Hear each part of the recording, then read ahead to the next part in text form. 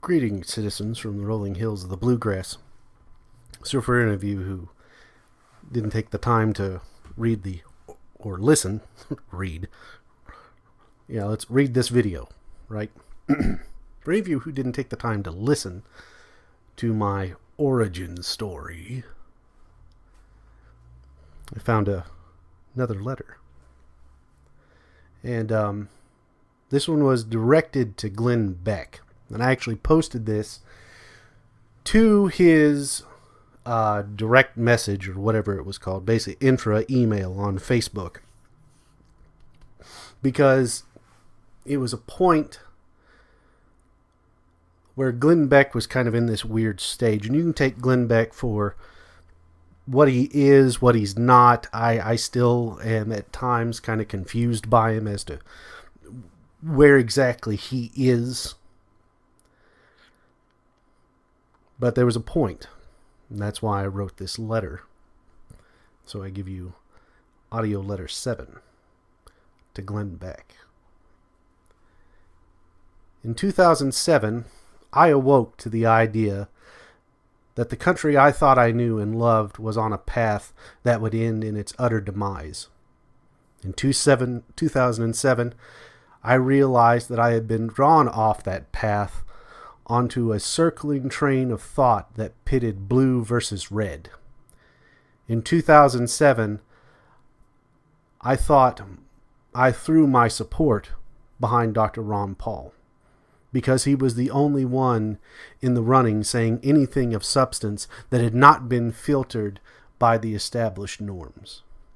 In 2007, I watched as you demonize and vilified us as crazies. In 2008, it was more of the same, and in 2009, and in 2010. At CNN, at Fox, you continued to marginalize us. But in 2011 came a change. I started hearing the things that we had been yelling at the rest of the country for years, emerging slowly from your program. So in 2012, I'm at an impasse. I still don't know if I can trust you, but I'm going to give it a try. Here's a short story to help you understand where I am at this point. You're a witness to a juggling act. In the performer's hands are 3 crystal spheres. These are the spheres of liberty, coercion, and compliance.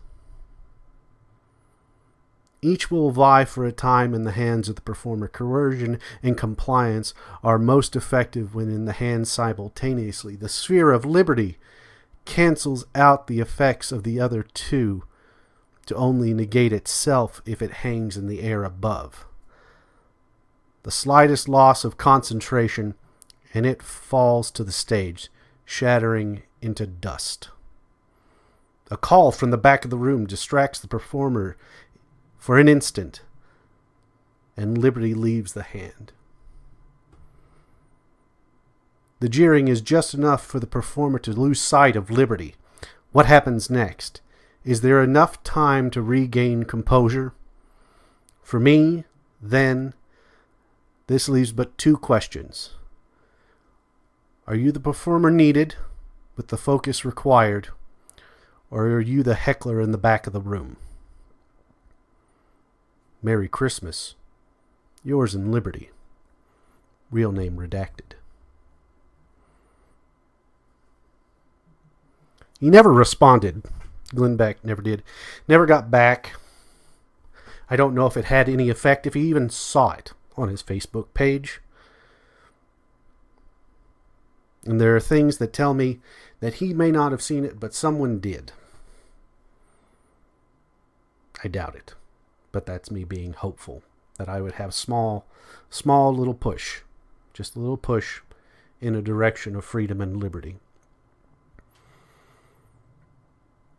You can always hope.